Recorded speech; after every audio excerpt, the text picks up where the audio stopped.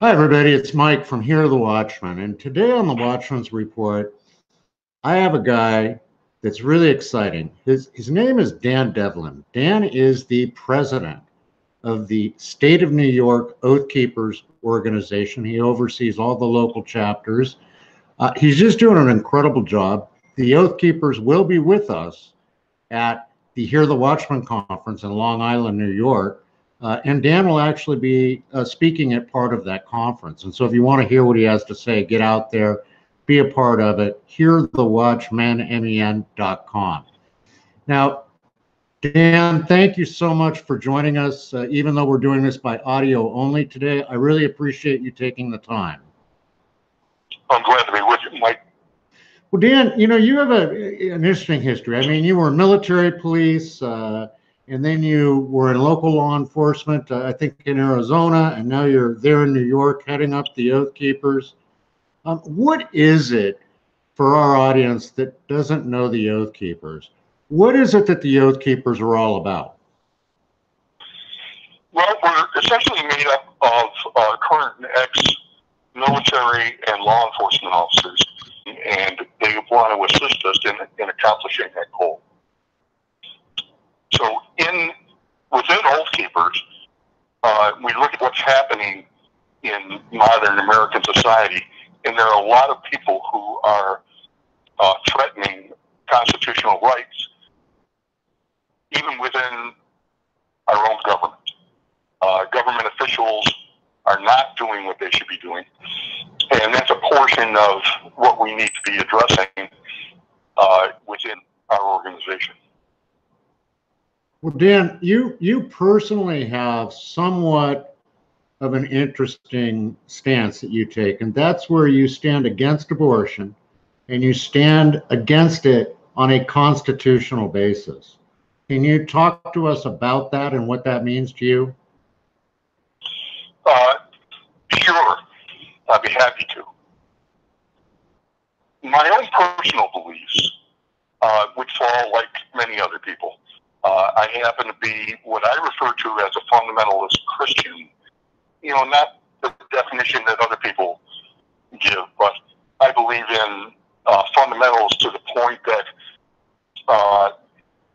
if we obey the two great commandments, which I'm sure most of your audience knows, then we're headed on the right track. So there are many things within Christianity that people can have different views on, and I believe that as long as they're trying to do the right thing, we should all get along. The fact of the matter is that my approach is not on a religious basis, simply because we're dealing with the U.S. Constitution, and the ruling which initially set this all in motion was, of course, the Roe versus Wade ruling. And the question that was asked is, an unborn human being in the womb, or as they would refer to it, a fetus in the womb, is that a proof to the meaning of the U.S. Constitution? Well, the fact of the matter is that that's a wrong question to ask. And the correct question to ask is, who is named in the Constitution to receive its benefits? And if we ask that question, we'll find that right in the very first sentence of the Constitution, it identifies who is supposed to benefit from the Constitution. And it says, we the people of the United States, in order to form a more perfect union, establish justice, ensure domestic tranquility, provide for the common defense, promote the general welfare, and secure the blessings of liberty to two groups. And those groups are ourselves, which, of course, we include ourselves in that group. And the other group that people forget is our posterity. So it says, the purpose is to secure the blessings of liberty to ourselves and our posterity. Our posterity is all our descendants until the end of time. And there is historical data available, it will show that they use those words to indicate, for example, that we do not want them to be born slaves. And so they're obviously talking about their yet-to-be-born descendants far in the future. Another definition of the word posterity is succeeding generations. Not just the one that's here now, but the ones who are eventually to come into existence. And that mindset is to have us remember that we're not doing, that we have to keep our future descendants in mind. Not only those who are here as, 2, 3, 4, 5-year-old children now, but also those in the womb who have a physical, tangible state, and those who don't have that physical, tangible state who will eventually come into existence.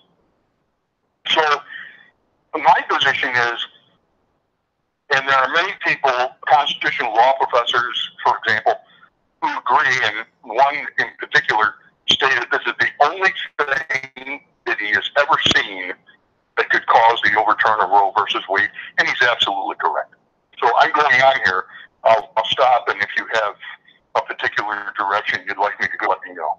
Well, I'm interested because, you're obviously, you are preaching to the choir with the Hear the Watchmen family and some of our speakers who were on the front lines dealing with the abortion issue. But yeah, I've never heard, and it's fascinating. I can't wait to hear more at the conference about it. But I'm curious, Dan, when you go out and you talk about this, what type of a reception do you get? Do you find people questioning you, or do you find people being able to get their arms around it? Many people, as soon as they understand what those words mean, and unfortunately, over the years, the meaning of the word one's posterity has been lost. Most people think the word is prosperity, and they think that that's well-being or doing well in society. Because we focused so much on ourselves, we've forgotten that there are other obligations that we have and other people who we have to serve as government officials and as a government in general, as a society. And so once people understand that their posterity, and I would say the Constitution refers to the posterity of the Founding Fathers, for example, and all the people who were there then. And once they understand that their posterity is all their descendants until the end of time, and why that word is used, and is so that we focused on the fact that we are not just doing these things for ourselves, and we have an obligation to people who are following us. Now, the mere fact that an individual, now you and I would agree that these are children in the womb. These are human beings in the womb. And we know that because we all began in exactly that same way. And I often ask people, when did you become you? And people stop and they think. And oftentimes they'll say, well, when I was born. Well, were you not you before you were born? And they know, even their opponents know, that of course they were them before they were born, because they were being formed. And, they had physical, tangible features. And in the instant that it took to be born, they didn't all of a sudden just become a human being. The science community, the medical community would agree with us for the most part. I suppose there are some dissenters, but overall, they would admit that these are human beings. But it's just this issue that we cannot prove personhood. And Justice Blackmun indicated that if personhood is proven, then obviously we can't destroy the fetus because it does have constitutional rights. Well, it's the wrong way to go about things because, words are flexible and they have aspects of them. How are you going to prove that something is a person? You look at the definition and you say, well, it doesn't say a fetus. So therefore, because we call it a fetus, the reality is we should be calling them human beings, which is what they are. They're living human beings. And so most people, when they hear what I have to say about this, and even our opponents, I've had feedback where they're scared to death because they know if we just admit that we have an obligation to our posterity, we certainly cannot destroy them and say that we're adhering to the Constitution that says they have all the benefits and protection as the other group named ourselves. Well, amen, amen, brother. You're, as far as I'm concerned, you're right on track. And again, I can't wait for this to come out at the conference in Long Island. And you know, it's interesting, Dan. People, because the Oath Keepers folks are there in Long Island for a variety of reasons, but their key essential role for us is to provide security for everyone, to make sure that we're safe while we're there.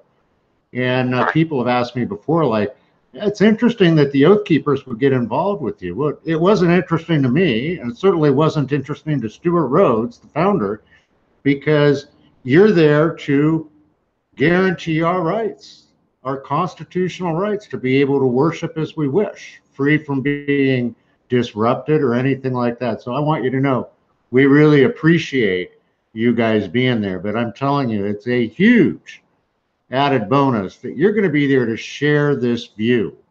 Now, Pete Norris, who is the, I believe, the president of the Long Island chapter, and I mean, there's a bunch of Long Island chapter Oath Keepers who are going to be out there with us. He mentioned to me, I believe, that you have a book on this subject. Is that correct? That's correct. Well, will you have that book available at the conference for people to pick up? I will. That's awesome. So listen, folks, when you're at the conference, I'll point out Dan and the Oath Keepers table. I want you to go back there and I want you to take this book and I want you to read it and really think about what it is that he's saying, because it's a wonderful addition to the biblical principles against abortion. It really is. Well, Dan, I'm really looking forward to meeting you here in a little over a week. Thanks so much for coming on the show today. Excellent. I'm looking forward to it, Mike. Well, thank you, sir. And folks, listen, get to this conference. If you can't be there, live stream it. Go to hearthewatchman.com. Use the discount code NY20. That'll get you 20% off that live streaming. But get there. Hearthewatchman.com. God bless each and every one of you. And as always here on the Watchman's Report, remember, there's nothing you can't do with Jesus in your heart, except nothing at all. Because if not now, when? And if not us, who?